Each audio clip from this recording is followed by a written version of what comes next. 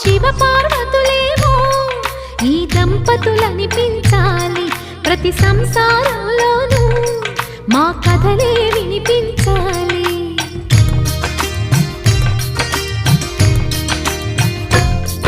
ఆ సిరిని శ్రీహరిని మా జతలో చూపించాలి, శ్రీకాంతుల కొలువంటే మా కాపురం అనిపించాలి. మా ముంగిలిలోన పున్నమి పూల వెన్నెల విరియాలి, మా చక్కని జంట చుక్కల తోట పరిపాలించాలి.